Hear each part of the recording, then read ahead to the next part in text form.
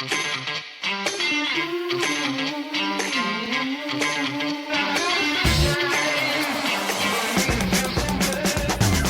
folks, welcome to episode 71 of the Mile 20 podcast, where epic shit happens. I'm Laura, and I'm here with my bestie. Lori. And today we are interviewing the legendary Mr. Bart Yasso. How excited are you, Lori? I am excited. I mean, he We're is known as fangirling. the mayor of running. So, I mean, he is a legend in running. Legend. Legend. I've been anybody today that I talk to, like, I'm just like, oh, we're interviewing Bart Yasso tonight. Just I so was, cool.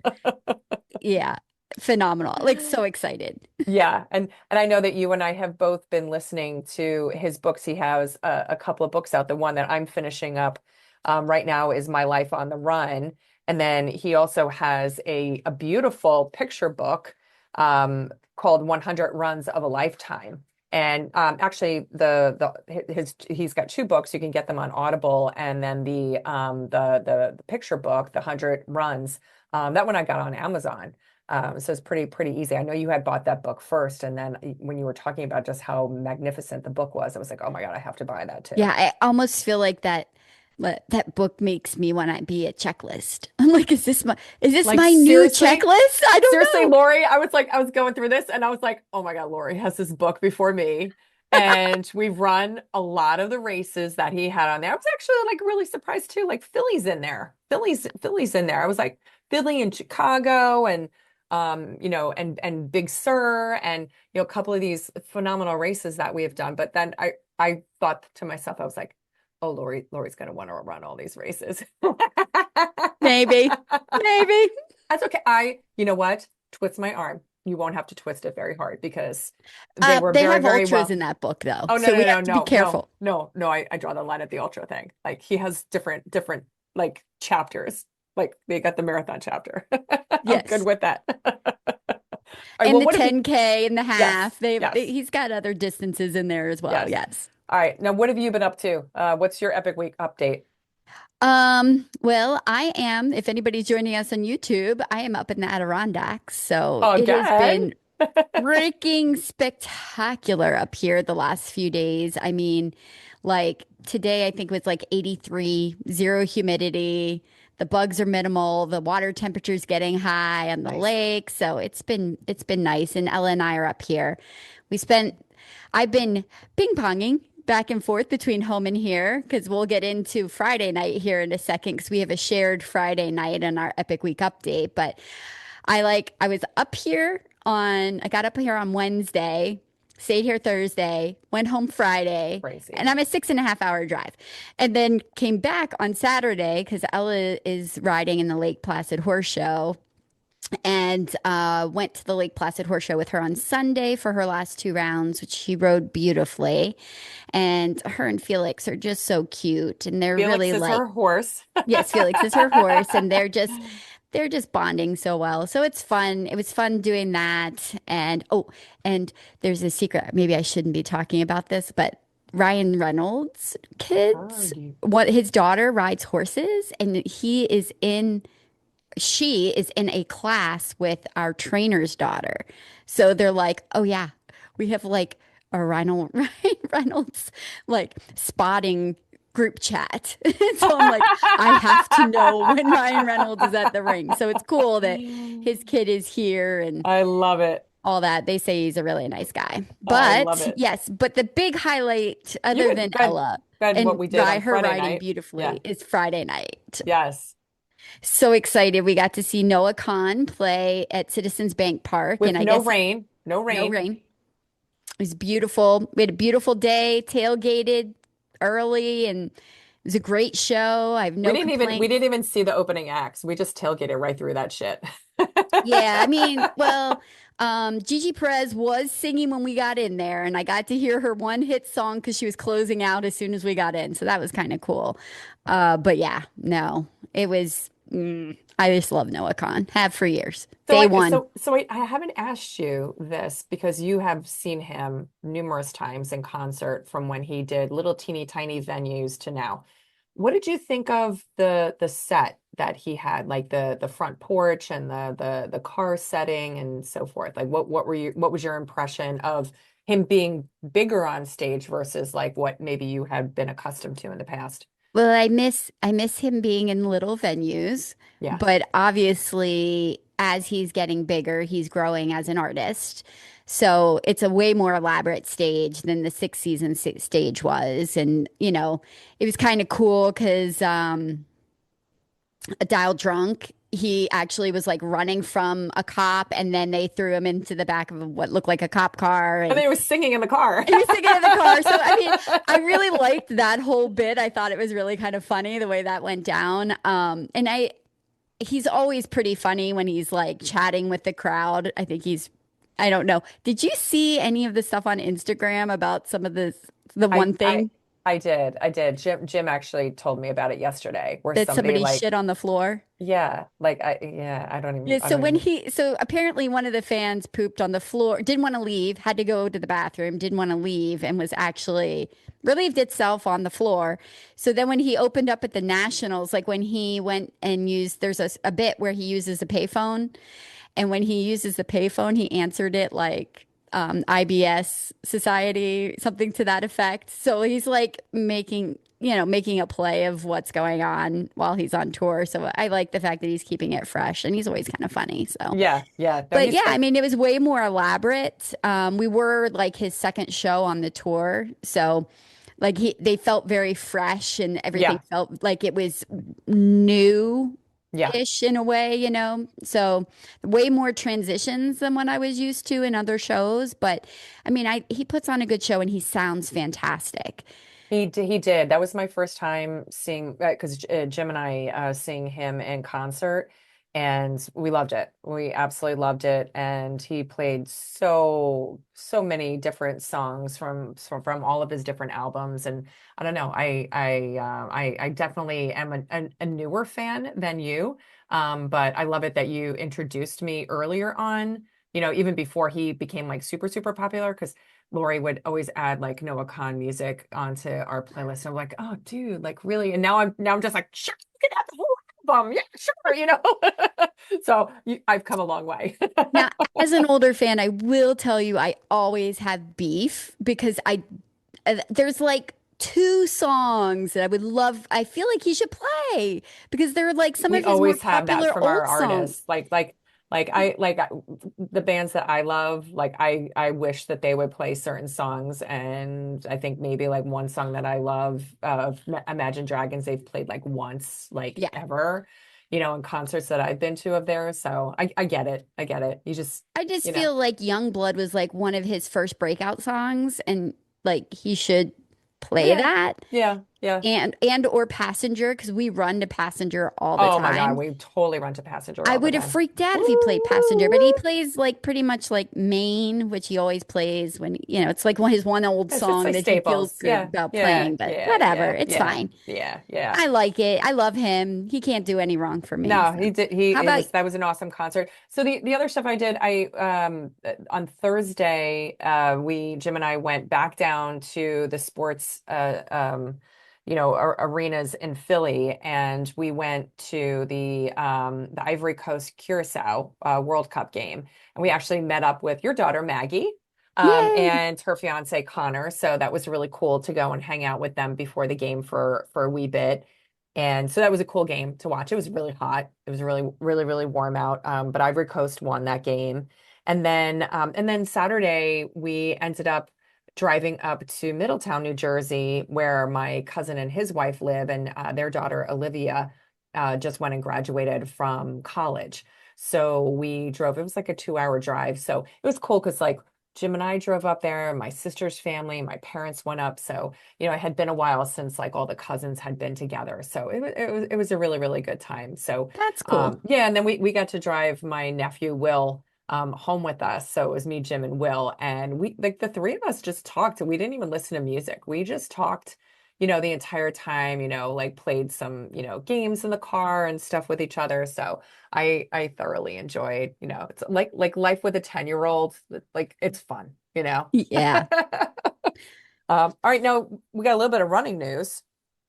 We do. Yeah, It was cool to see that. So we were checking that Philadelphia Marathon has sold out. I think this is a record. I don't know if it's ever sold out this early before. I don't know, but I think it's indicative of all the stuff we've been talking about of how competitive it is to get into these races now and how many more people are interested in marathon running. So in my mind, Lori, I'm We got to going start registering. this week we need to start registering for our races because we don't want to go and get a one and not be able to go and get into some of these that we have teed up over the next couple of months. So I agree with you on yes, that. yes, that was the takeaway from that one.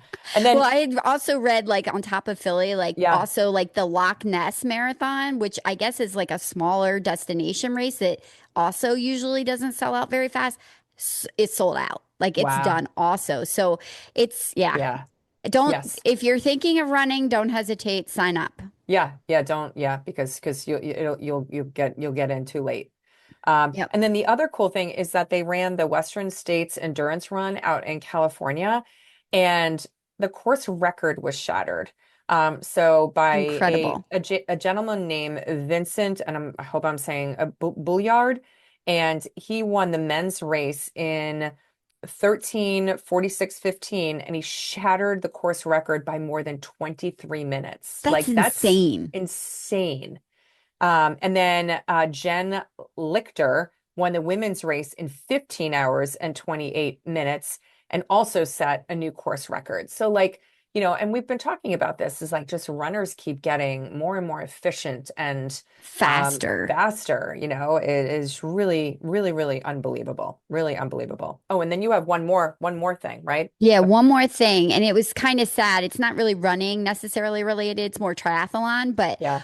they canceled Ironman Nice this year because of the crazy heat wave going on in Europe and is now starting to sweep across, I guess, the east coast of the United States. But it's important for all of our runners out there to keep in mind, you know, keep your salts up when you're running, salt Yeah. tabs. There are various Hydrate, hydrate. companies that offer sodium tablets for running when you're running in the heat. Listen to your body.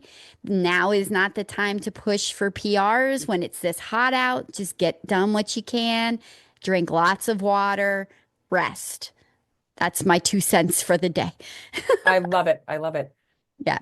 All right. Let's get into the interview with Mr. Bart Yasso. Woohoo! Hey, folks. So today we are joined by a true running icon, Mr. Bart Yasso. From inspiring runners around the world to becoming a longtime face of runner's world, Bart has turned endurance, adventure, and positivity into a way of life. Whether you know him from the legendary Yasso 800s or being known as the mayor of running, his incredible races on every continent, or his infectious enthusiasm for running community, you're in for a treat. We'll talk about unforgettable adventures, lessons learned over decades on the run, and why the joy of running is still the greatest finish line of all. So lace up and let's hit mile 20 with Mr. Bart Yasso. So Bart, welcome to our Welcome. podcast. Thank you so much. Thanks for having me, and thanks for that nice intro. Oh my gosh, you have truly inspired us. Lori and I are in our mid 50s, so we've been running for 20 plus years. So we remember when you were on like the cover of Runner's World magazine, or reading Hell your yeah. articles like before the internet. Like we existed before the internet, so we remember. Yeah, that's Yes. cool.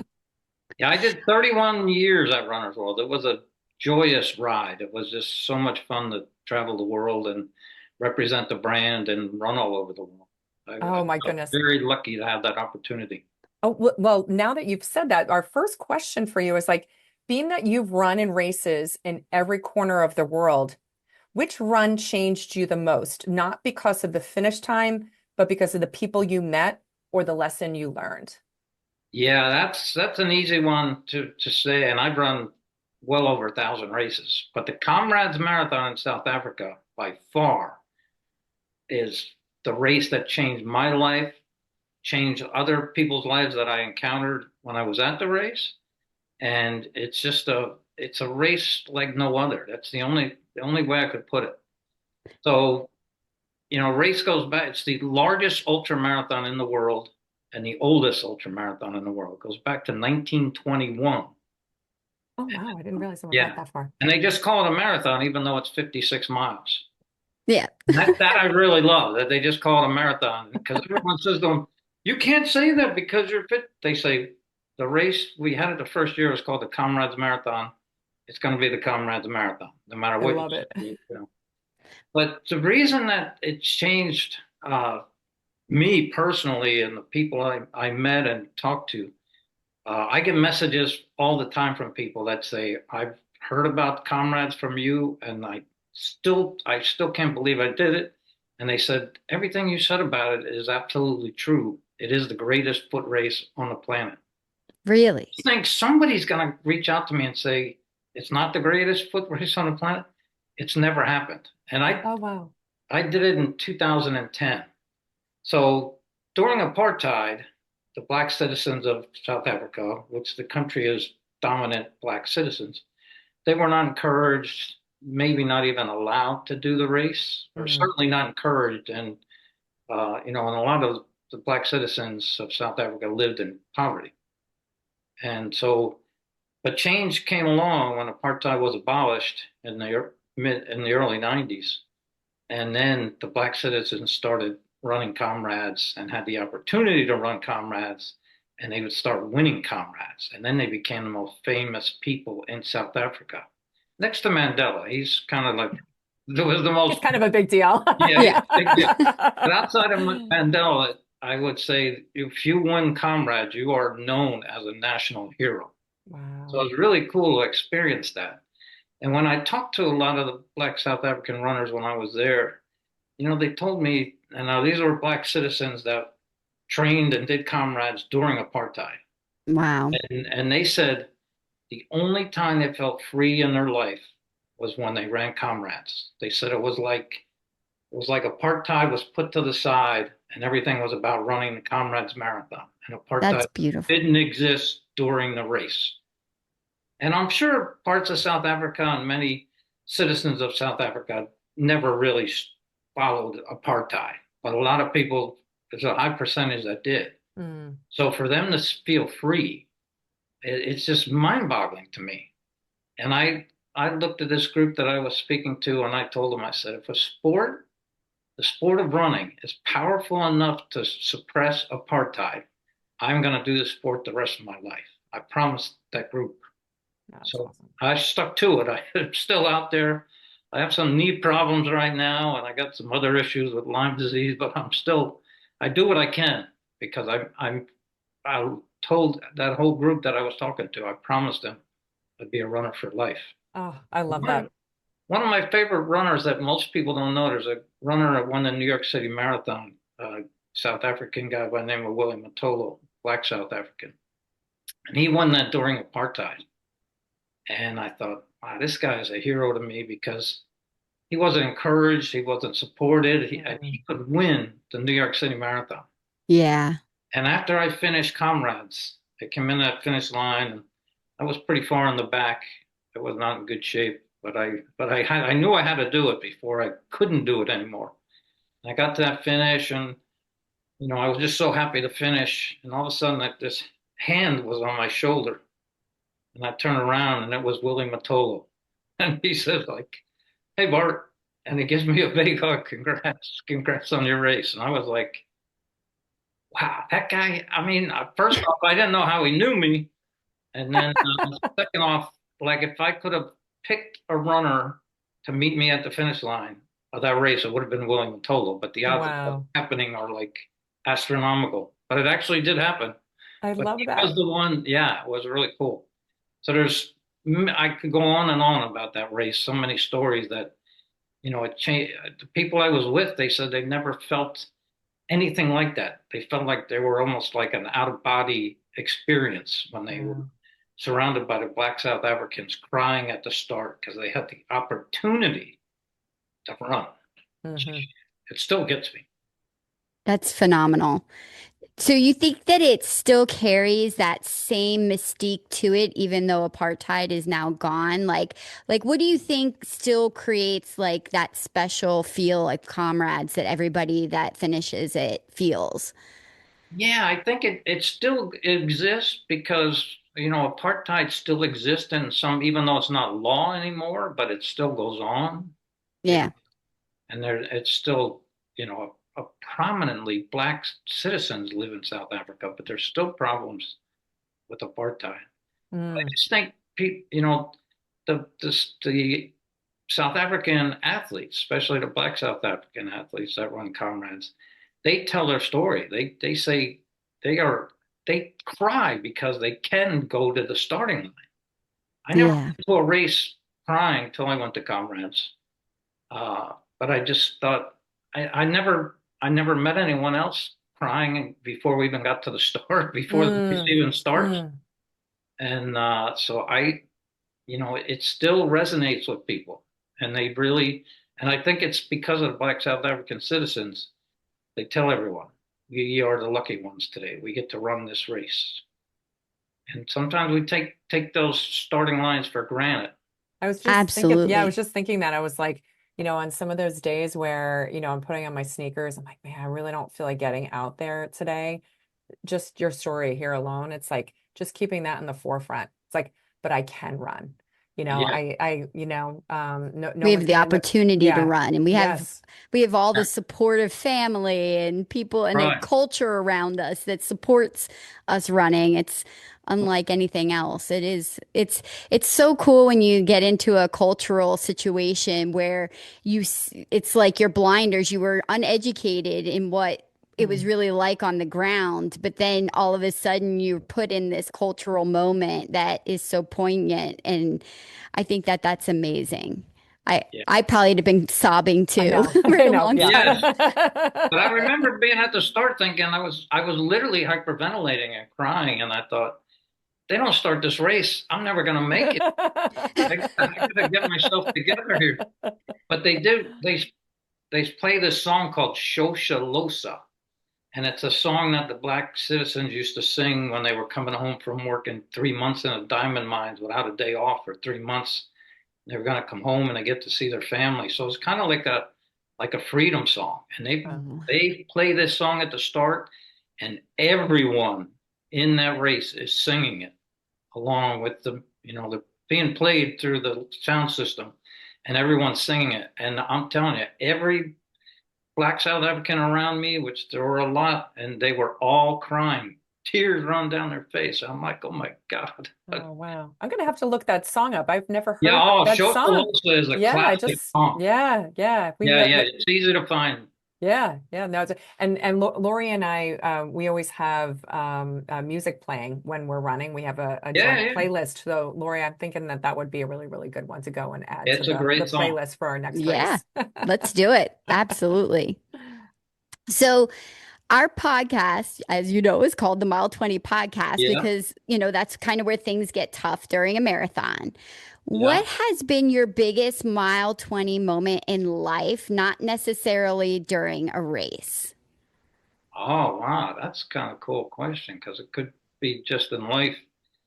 I would say, just I don't know why does everyone do their long runs 20 miles? I have no idea why that happens, but that's been going. I mean, I've been running for 49 years and doing long distance running. The long run is always 20 miles. I don't know why that happened, but it's just so common. But I would say for me, the first time I ran 20 miles, I thought, when I started running, I thought a mile or 2 miles was a long run. And then you get up to 4 and 5 miles and 6 miles. And then I committed to a marathon, and everyone said, you got to do a 20 miler. So I remember doing that 20 miler, and I thought, oh my God, I'm never going to get back home.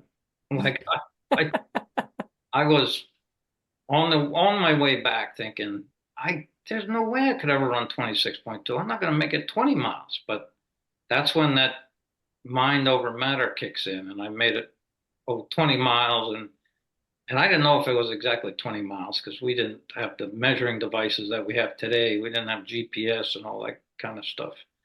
But I do remember where I was and how I felt doing that first 20 miler, and it was brutal. But I think that like opened up the gate, it let me in to say, okay, you can do this. Yeah. And my tagline to people is always never limit where running can take you. And I Oh, I mean love that.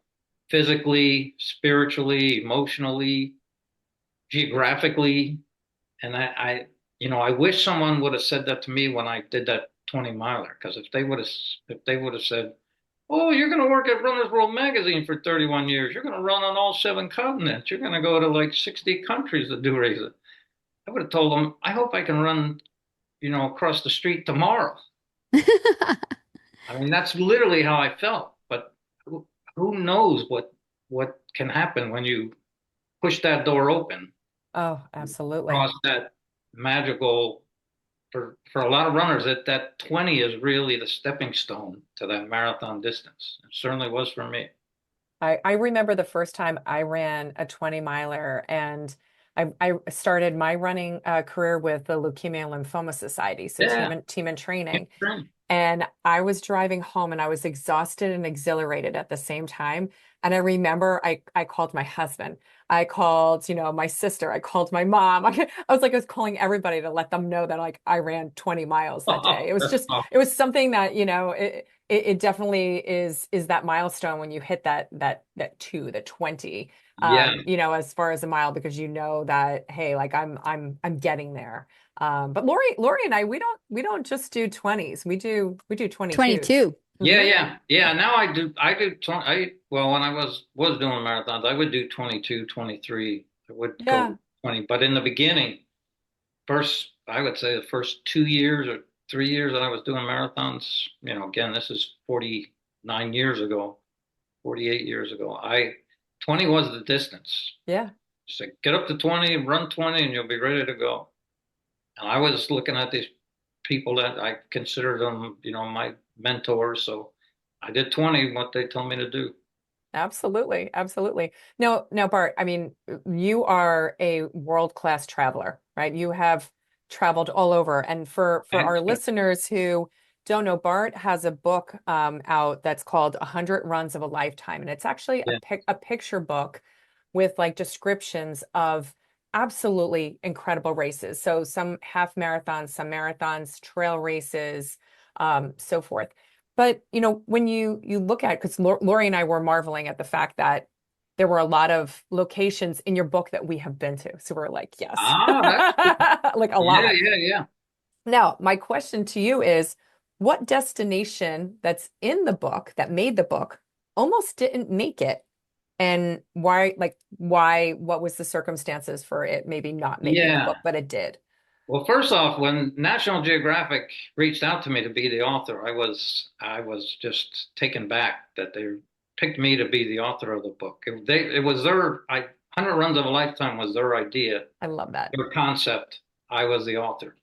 And then one of the first questions I had for them when we were working out the contract was, who's responsible for photos? And they said, we being National Geographic are responsible for all photos. So there is only one photo of me in the book.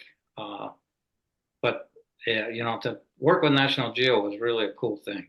And it Oh, I was bet. their first venture into running a running book. So it was kind of cool. That's awesome. And it is a lot of pictures, but it is also 50,000 words. I can tell you exactly because I did it right in the chair I'm sitting in right now. It's literally 2 years of your life Wow. write a book like that.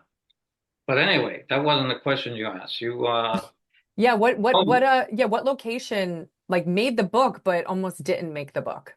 yeah, it was really hard to get it to 100 because I laid out all the races that I thought were worthy of being in the book and what people would like to run, and some are famous, some are fast, a little bit and geographically all over the place. And so I thought, what am I going to do? I got a list of 200 races. So then I got it down to 150, then I got it down to 125, then I got it down to like 105. And that's when I reached out to the editor at National Geo and said, "You got to help me on this because I don't want to write stuff that you're not going to like or want. So I worked with the editor to get it down to exactly 100. And I kind of snuck one in the intro when I ran out of the Ngorongoro crater in Tanzania, which is my favorite run of my life. Ah. But Oh, you did. I read that one and I that sounded really amazing. yeah, they don't let you out of the Jeep in the Ngorongoro crater. It's all, you know, the tour guides take you down there and you can see all the wildlife, but you cannot leave the vehicle because there's lions everywhere and all the wildlife except the giraffe are afraid of the crater is a real steep wall and they're afraid Oh. they can't negotiate the steep hill. So you get all the animals that are in Africa. It's like a mini Africa. It's like a snow globe of Africa, but it's 30 kilometers around and It's 1,500 feet wild. deep, the largest cauldron in the world. And I just convinced my driver with a little bit of money, actually a lot of bit of money, to be honest, a lot of bit of money. And I told him I would stay really close to the vehicle. And so he let me run from the crater floor up the crater wall and out of the crater. And the run I will never forget. Oh my goodness. I Were fall. you not terrified of like invoking Uh, predator prey and any animals well, out there? like I came in contact with a hyena, which was not good, but the hyena was afraid of me more than I was afraid of the hyena. He was in a bush, he or she was in a bush. I came around and boom, hyena jumped up in the air and then took off. Oh wow, Uh, gosh. and then the guide started blowing the horn in the Jeep that really scared another time in case the hyena got another idea and was going to backtrack to see me. But I was lucky; it was no problem. I've been in much more dangerous places than doing that. Uh, but it was just that, and I got up to the crater wall right at sunset, one of those just classic African sunsets. It's just Mm, mind-boggling. mm. So that run that I can never replicate it. It'll never happen again. It just kind of it was in my head to see if I could convince the guy to let me out of the Jeep. And Best money you probably ever spent, huh? yeah, yeah, I would have. It was a lot of money, and I would have paid triple or quadruple if I Oh, that's had so to. awesome. I It love that. was cool. That that is amazing. So going back to like you've met thousands of runners from Olympic champions to first-time 5Kers. What quality do you believe the happiest runners have in common? The happiest runners. Yeah. I think they have that. They love the sport. They don't love it because they're good at it. And I'm even talking about Olympic medalists. They love it because they love the sport, the movement, what it does for us, the benefits we get out of it, more than just putting one foot in front of the other. How it helps our health, how it just makes us better people, how we engage with other people that we share the sport with. I think that's how it. There are some elite runners that they just do it because they're really good at it and they really don't like it. And Mm, other people, after they're done with their competitive stuff, they just disappear and you never see them again. But there's many, many elite athletes that have won Boston, have won New York, have won Olympic medals, and they're still out there running and having fun. And and I think that, you know, I mean, I know a lot of those people, and it's just they keep it fun and they encourage others. That's the two things we must do to keep our sport growing and to keep people involved in it. You I got love that. you I got love to that. keep it fun. I keep it fun. I do have people that send me messages and say, "Why do you go out and run? You run so slowly. It's ridiculous compared to what you used to run." I go, "Hey, I have this one picture of Big Sur Marathon taken at the same spot, like 28 years apart. And so the first one I actually won like $1,500 and was up towards the front of the race. The other one I was way in the back. So the picture was taken at the exact same spot at halfway on the Bixby Bridge. Oh yeah. And I always tell people, I said, there's proof right there. I am literally running 3 hours slower in that one picture. I had the two pictures side by side. And I said, but you know what? I was having just as much fun as I did in the other picture, which looks like I'm flying down the road and my hair's flying in the wind. And the other picture, I don't have hair, just like I do now. But I always say you do slow down with age and it gets harder, but they can't take the joy out of it. And if you love it, you're going to keep doing it. I love that. I use that picture as an example all the time. I say, look at me. Do I look miserable in that picture? Do you want I'm running a lot slower than I used to run? I look pretty damn happy. Uh, but just go from the start line to the finish line. That's what it's all about. I I think love it's it. hard to be in a bad mood on Bixby's Bridge, the Oh, Bixby That, Bridge. that's pretty true. Yeah. I mean, it's a pretty, I mean, just even the whole scenery, because we did Big Sur back in 2017. Just the whole day is just so phenomenal. Like no, Yeah. so scenic. I was actually reading your book, what is it? My Life on the My Run. life on the run. Yeah. Yeah, I finished it this morning on my run. And Oh, like I heard you talking about like in the book about Big Sur, and I actually got tears in my eyes. I was like, oh, it's so true. It's so beautiful. yeah. Yeah, there's something about Big Sur. It's really a pretty race. And they use a quote of mine, which I did say to the newspaper. This was way before the internet was around. But I finished the race, and that guy from the Monterey Times came right up to me and said, "What'd you think of the race?" And I said, "If I was told I could only run one marathon in my lifetime, Big Sur Marathon would be the one I would do." mm. And they still use that quote. And that was many, many It's a years ago. great quote. Yeah. It's a great quote. Yeah. And it was so organic. It just came out of, I mean, I literally just crossed the finish line. Guy didn't give me a chance to catch my breath or get a drink of water or anything. And he was waiting for me. The race director said, "There he is, go get him." And he came right at me. "I need a quote. What did you think of this race?" And that came to my mind right away. It wasn't, I I remember just even the smells at Big Sur. When you start in the redwood forest and oh, yeah, just the being outside the forest. It was like I just want to bottle this up and hold this like forever in my memory.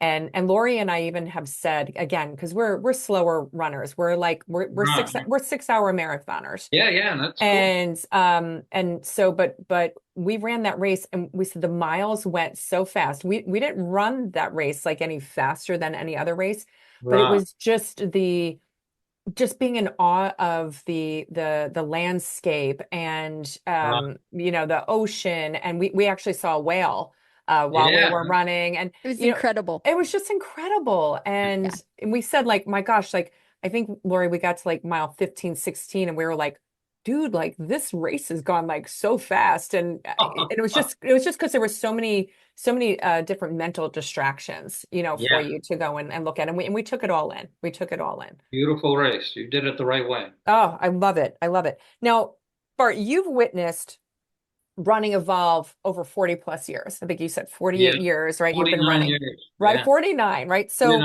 49. from paper race applications to carbon plated shoes and now like social media. Yeah. So what's one change that you absolutely love about the running community? It could be gear, just anything. And then what's Yep. one thing you hope the sport never loses? Yeah, well, the very first thing, and I physically witnessed it, was the amount of women that entered our sport. In the old days, there were very few women in the sport. And I mean very few. First couple races I did, there were maybe 5% women in the sport. Then it got up to like 10%. And then things just kept happening. The change was there. Joan Benoit Samuelson winning the first ever women's Olympic marathon in '84 was massive Hmm. That's change so for women. cool. Yeah. But even Joni, like she would before she was famous and really fast, she'd be out running by her house in Maine, and if she saw a car coming, she acted like she was picking flowers because she didn't want the people to know she was running. She was like Oh, That's embarrassed by it. Like that's the craziest thing in the world. This that was is. It's sad. an It's sad that she Olympic felt like gold she had to do. medalist champion. But Yeah. it was that wow. different for back then. And then, of course, Catherine Switzer, took it to a whole nother level because they tried to take her out of the race. Now, Bobby Gibb did the Boston Marathon in 1966, the year before Catherine. And she ran really fast. She ran like a 3:21 marathon. Crazy. Incredible. But she didn't want to be seen or known. She wore like a hoodie Hmm. and then she hid till the race started, and then she had to discard some of the warm clothing she had, and then she just ran with guys, and they knew she was out there, but the race officials never knew she was out there. She ran really fast, and then of course Catherine was a year later in '67, the classic photo of trying to take her out of the race. But the amount of women that came in our sport just opened up so many doors, not just for women. All the running stores started growing. I mean, Hmm. the whole sport flourished. So that's the thing that I hope just keeps improving and getting better and growing because women did a lot for our sport that guys didn't do. I love it. Guys were never, knocking on doors trying to get people to come out and run or encourage people to run. It was too competitive and too like knocking heads all the time. We got to go on a race and spit at each other and beat each other in the ground. The women go out and talk a bitch about their husbands and stuff like that and go to the coffee shop. We sound like a That's what I gaggle always of hear. geese. That's what We you always sound think like a we talk gaggle of geese about. going down the Yeah, that's what road. you think we talk Yeah. about. Yeah, women always tell me when we're running, we talk about our lazy husband or whatever, something with work or whatever. And then they say, we get to the coffee shop, we talk running nonstop. But during the run is all about getting all the problems in your life and all that kind of stuff. I I love it. think that is so funny. So that's the one I hope continues to grow and really is the number one change that I feel very lucky that I physically got to see this happen over the last 49 years. And Yeah, then, I feel like you've been at like the epicenter of like the growth of this sport. Oh, yeah, Like with Runner's World and getting out there and running all these crazy races that you've ran and seeing all of it. I just think it's so cool. You've been such an integral part of all of it too. thank. What there was a second part to the question. Now I forgot that part. what's the one thing Oh, you hope, what's the one thing you hope the sport never loses? yeah, I hope the sport never loses just to encourage everybody, and I don't want us to eliminate a demographic because the cost of races have gone up a lot over the years. And I Yeah. don't want people not to be able to run a race because they can't afford to run a race. Yeah. That that makes me very sad. But I know it goes on because these big marathons are even if you can get in some of the world majors, are some of them are $400, and there's some people in our country that don't have that kind of money, Yeah. and they may have young kids and they need to save their money, and I don't want a demographic to be eliminated because they can't afford to be in our sport. So I Hmm. hope that's one That's, thing we can all work on and maybe just reach out to people that need help and I love that. help I love someone that. enter, right? Get the person a pair of shoes and say, look, I'll pay your entry. You go out and train and we'll shake hands right now. And that's kind of a cool thing. And that may be the way we just keep that, suppress that people can't afford to do races. I love that. Yeah, it is hard. I think it's good to be grateful because there are a lot of places where there are smaller, small town races that are Right, more right. affordable, but Hmm. it is a shame because it's so expensive to travel to places like New York City and Boston and stay and then run the race. It's very monetarily, it's a big commitment for It's sure, it, unfortunately. yeah, it's a big But if someone is listening who has enough time and money for a destination marathon, so I'm questioning whether this may be yeah. Big Sur or something completely different. In the next 5 years, where would you tell them to go and why? So a destination race in the next 5 years. I know you guys just did the Rome Marathon. Rome was just one of those, you just feel like you're Italian and you're family with everyone in that race and everyone along the course. Yeah. I would encourage people to Rome Marathon. It does take in all the sights you want to see in the city of Rome. And it's the right time of the year in March. It tends to get good weather, and I I I would tell people to think about the Rome Marathon. You don't have to run that fast. They do have they do have a course limit, but it's a pretty reasonable course limit. But you want to see Rome. I it's the best way to see it is Oh, to I run Rome. totally agree. The 100%. roads are so narrow. Now, some people don't like Rome because there's some cobblestone, Hmm. but the cobblestone is so worn down, you don't even know it's cobblestone. I mean, Well, there's and the been part scenery is so fantastic around it, even when you're running on the yeah. cobblestones, because you're running through like a narrow street and just the architecture, the people who are walking by. It's just there's so many distractions for you. Like I remember running on the cobblestones, but I don't remember it being like a, oh my God, I'm running on cobblestones, like this terrible thing because there were so many distractions around us. And I always tell people if you want to really get the feel of the Rome Marathon, you can Google a video of the 1960 and 1964 Rome Marathon. And it was the Olympic marathon in Rome was in 60. I'm sorry, yeah, in 60. And a BB Bakilo won it running barefoot. He ran Oh, jeez. barefoot not because he wanted to. He ran barefoot because he didn't have any shoes. Wow. And he won the gold medal and set an Olympic record. That's Yeah. phenomenal. And they ran at night, and they had this video is unbelievable. They had these it's like tiki torches. The Roman soldiers were holding them, lighting up the street as the marathon finished in the dark. Oh, It's wow. unbelievable.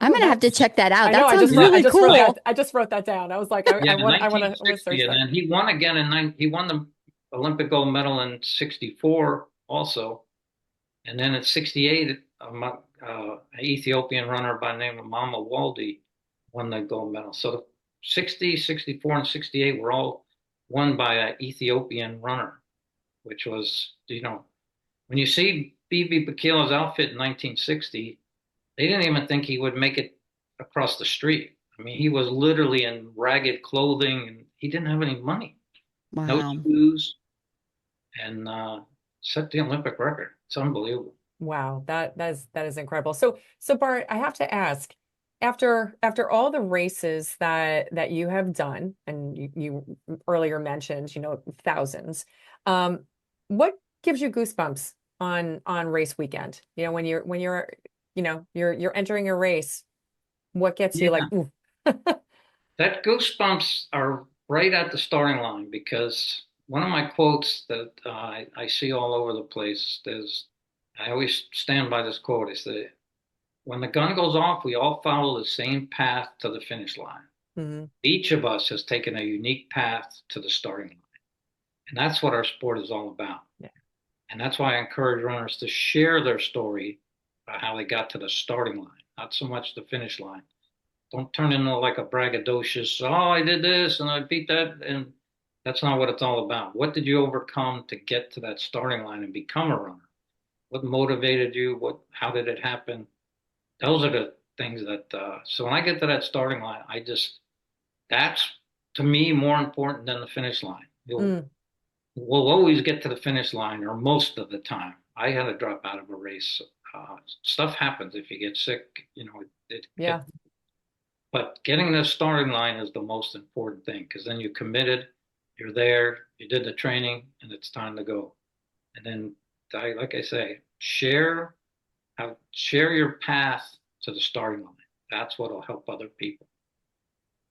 That's that's so cool. I know I always try and envision like especially with like the really big races that are insane like New York City. Like you think about all those runners and each 50,000 people have a story of Yeah, why they're there, how they got there, why they wanted to do it, what motivated them. And it's powerful. It's just such a powerful thing to think about 50,000 people going and running 26.2 miles for completely different reasons and different paths and how they got there. It's just, I don't know. It's like a way of taking like a very random world and bringing it all together into right. one space, bringing Yeah. it together.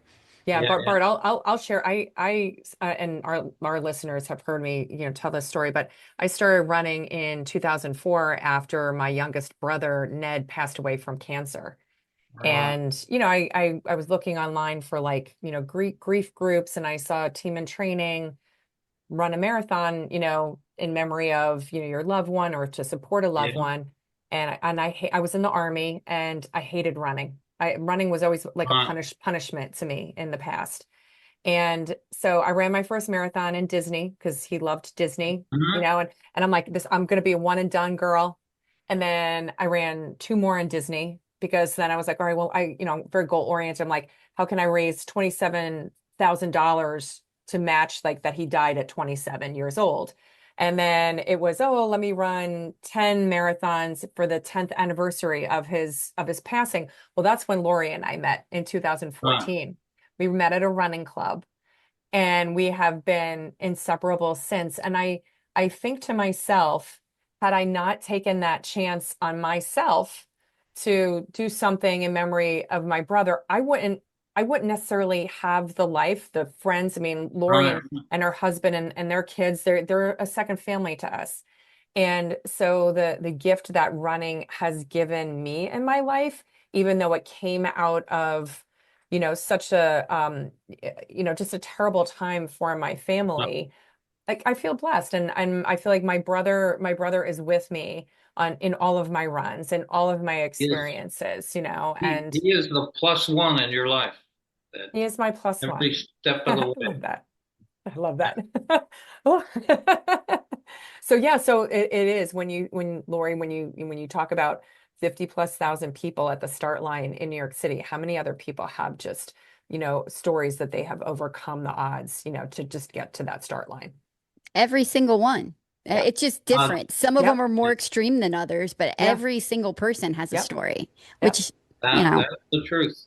it's Yep. so inspiring. It But is. but you've inspired countless runners over for decades. Who inspires you today? Yeah, I'm gonna share. I'm gonna read this letter and then I'll show you how. So after my career at Runner's World, I was asked, what are you gonna do now? And or what message do you want to leave with runners? I've said I want to leave the message to runners how inspiring they are, how they inspired me, and I want them to know how inspiring they are. And they may not even know who they inspire.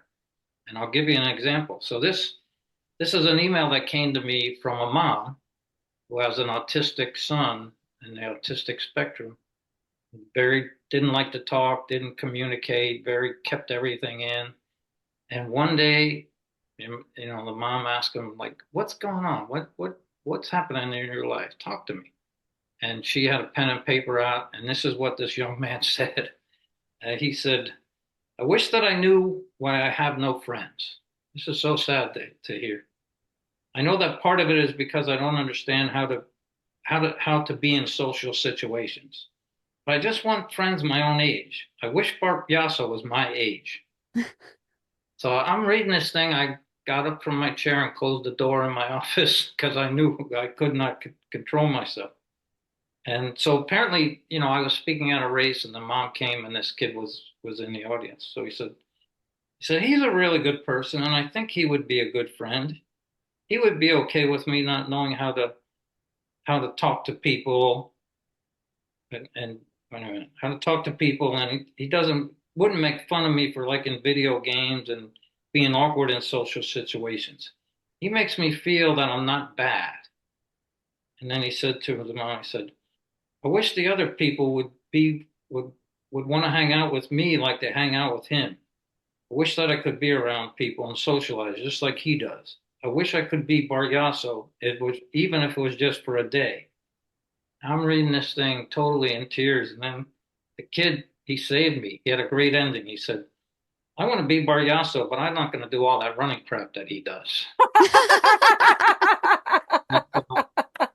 This kid saved me because I was so, I was putting myself in his shoes. Like he had no friends. He goes to school, nobody likes him, nobody talks to him. Like how hard that must be to just an innocent kid. But Yeah. the mom knew I love her to death because she wrote it down and she knew that I should receive this message. And Wow. she figured out how to get an email to me and send it off. And so I tell people, like, when I did my talk at whatever race they were at, like, how could I say, oh, the young kid that has in the autistic spectrum, I'm inspiring him. Like, you don't know who you inspire. It could be Yeah. someone Yeah. at work, it could be someone at a church, could be someone, your neighbor, wherever. You just don't know. So I always use this email that was sent to me as proof.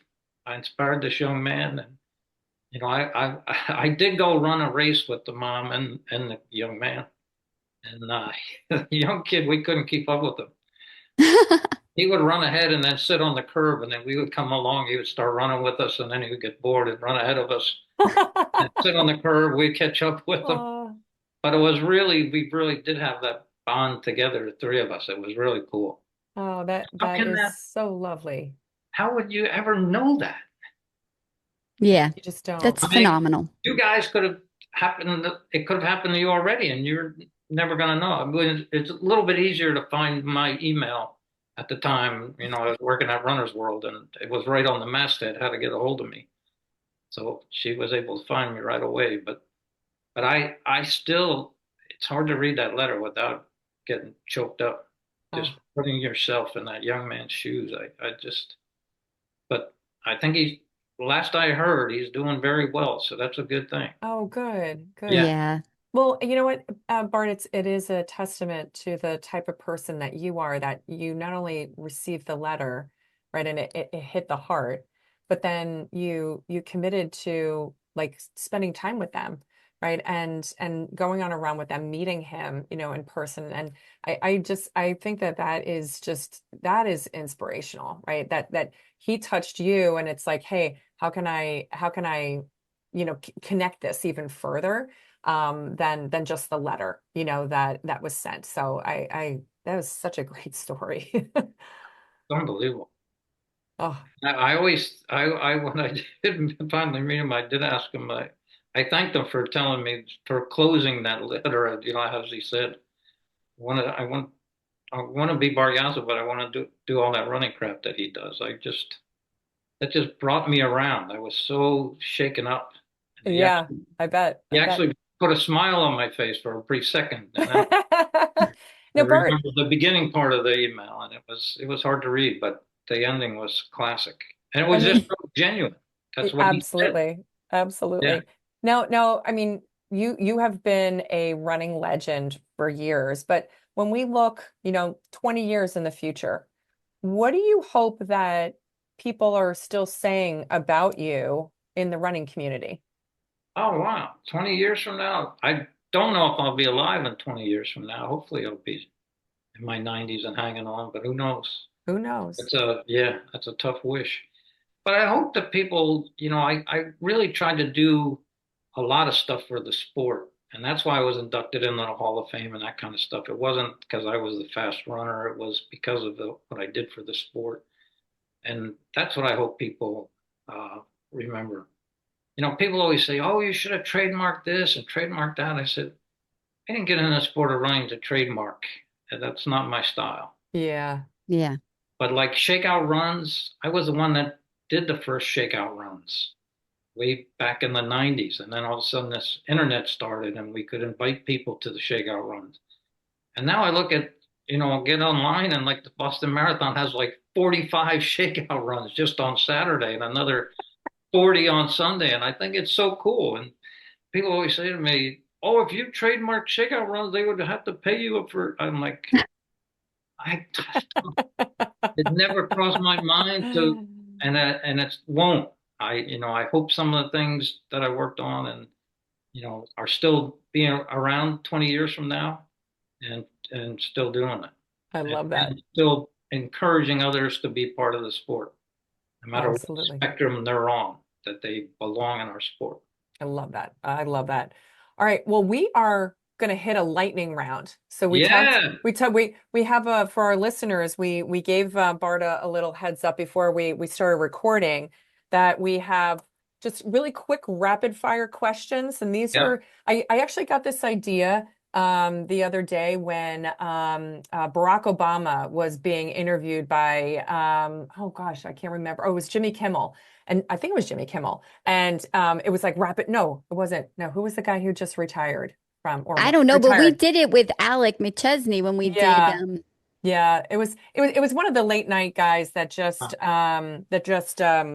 off the air on CBS, and he did a rapid fire thing with Barack Obama, and I thought it was really cool.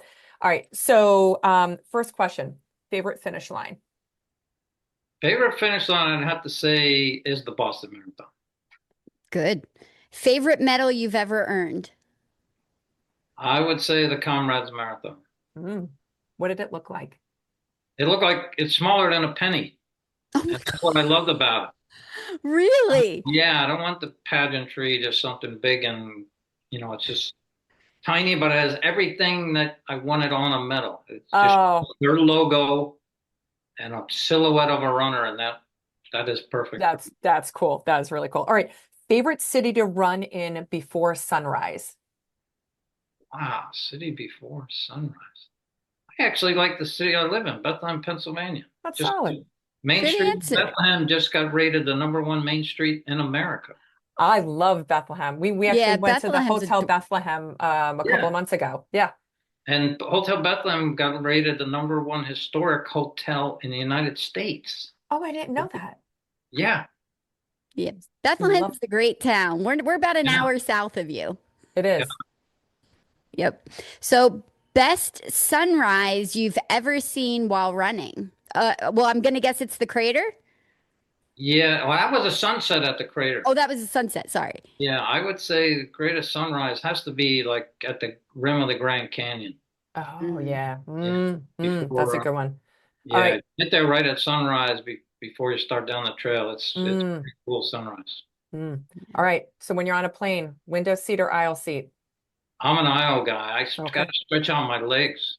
I like that when there's no one walking in the aisle to take my right leg or left leg, get it out in the Like aisle. stretch. Yeah, yeah, yeah. My knees always touch the seat in front of me. I'm not built for those planes. All right. Carry on or checked bag? Oh, I travel so light you wouldn't believe it. I carry on I mean, I don't think I've checked a bag in years. Oh. I was in Italy. I went on a 3 week bike tour in Italy, and the guy met me at the airport, and he And says, you didn't check a bag?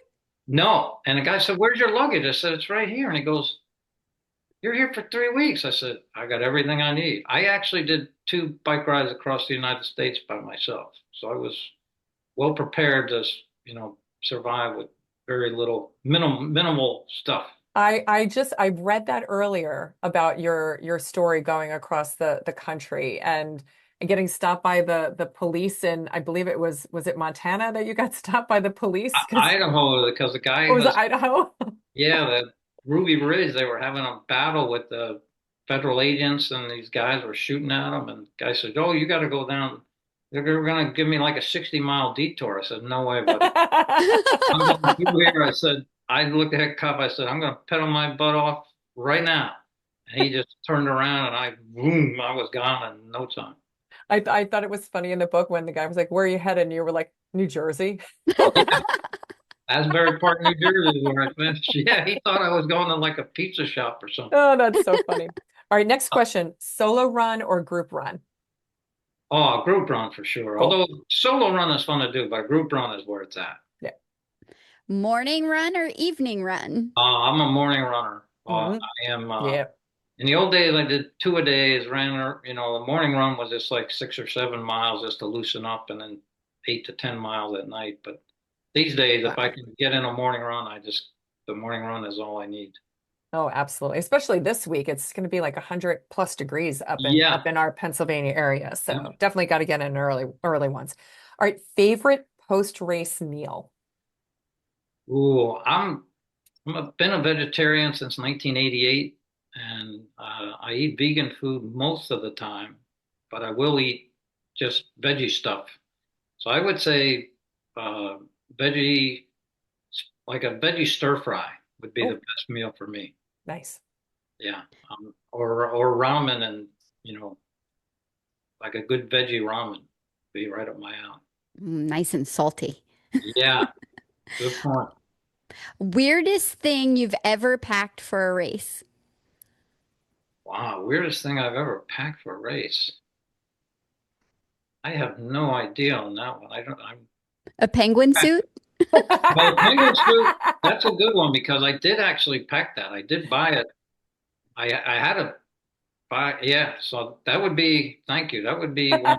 Sure. I would not have thought of that, but I definitely bought that in the United States and took it. It was definitely packed in my carry-on.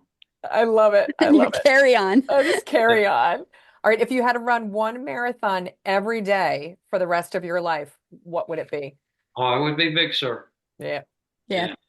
If I could keep doing those hills might kill me, but Yeah. the beauty would be always there. Because no matter what Yeah. the weather is, it's just the weather is weather. You just go out there and do it.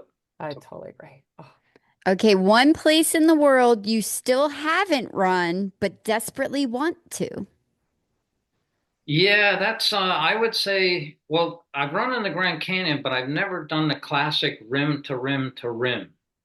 And that's the only one thing in my book that keeps me up at night that I want to do. I was there twice to do the rim to rim to rim, to go from the south rim to the north rim back Yeah. to the south rim. And it snowed like crazy and they closed the park. Oh, And they were really serious about closing the park. Like you get yeah. arrested if you were caught in the park. So I thought, well, I got another day. I'll wait a day. And it snowed again the next day and the park was closed. And then another time I went out and the same thing happened. The trails were closed because of fire. Oh, it's a bummer. Yeah. But I've run in the canyon, but just never had the opportunity. I've never been doing the South Rim, North Rim, South Rim, that 46 miles or 48 miles. I got to do that. That's one thing I got to do. I love it. I love it. What's one word that describes running to you? One word that describes running, I would just say friendship. I love that. Love that. That's a great answer. And this is the last one. Running has given me blank. Run has given me everything. It shaped my life in so many ways. It's countless ways. It just literally has given me everything. I love that. Well, Bart, we're so grateful that you took time out of your busy schedule to be with us. I mean, it has been an absolute pleasure. Is there any message that you would like to get out there to our Mile 20 listeners? Any closing statements you'd like to make? Yeah, just keep getting out there and sharing your story. And like I said earlier, not in a braggadocious way, in a very calm, nice way, and encourage others. And keep on inspiring people. We just got to keep this sport growing, and everyone should be allowed to be part of it, no matter what gender, race, whatever. There's nothing that should stop somebody from being part of the running community. Oh, so well said, Bart. Thank you. This has been an absolute pleasure, absolute like just lifetime conversation with you. I'm just so tickled that like we got a chance to talk to you. Yes. Thank you so much. I feel the same way. You guys are awesome. Keep up the Oh, good work. thank you. Thank you so Thank you. And much. thank you again for your time, Bart. It has Oh, no, truly been a pleasure. thank you so much. That was so cool talking to Uh, Bart. I love his storytelling. It's like a fangirl's dream come true in the running world. I mean, I do. I remember when I used to get Runner's World magazine before the internet existed, because that's where you found out about new gear or different, Workouts. training workouts to do. Yeah. And I remember Bart Yasso and his name being all over Runner's World, with various things. And it's just to have included him in our Mile 20 family is just I don't know. I'm kind of speechless. Yeah. It warms my heart and I'm just still like so giddy over it. It's silly. I know. I know. Next week, we will be meeting with Karen Littlewood. She is kind of local to the Pennsylvania area. She is an Iron Woman, Woohoo! half marathoner, and a CrossFit trainer Getting at it done. Maggie's gym, just coincidentally, but we have a lot in common with her. And we are so excited to kind of find out about her running journey and see what kind of tips she might have and just connect with her because I think we have a lot in common. I think she's into gardening and her kid's into horseback riding too. So it'll be fun to catch up with Karen next week. I'm really looking forward to talking to Karen next week. Yes, it'll be fun. So remember to please subscribe or check us out on our social media. We are at Mile 20 Podcast, wherever whatever, Instagram, Facebook. You can find us on YouTube. You can see our lovely faces. I look a little feral right now because I'm in the woods. We want to thank everybody. I just You're can't do selling it, makeup girl. when I'm You're at the selling lake. it. I sat here and I'm like, I really should put on makeup. And then I'm like, I just can't. I can't. It doesn't work here. I can't. Anyway, thank you all for listening. Go make Mile 20 your bitch. Peace out.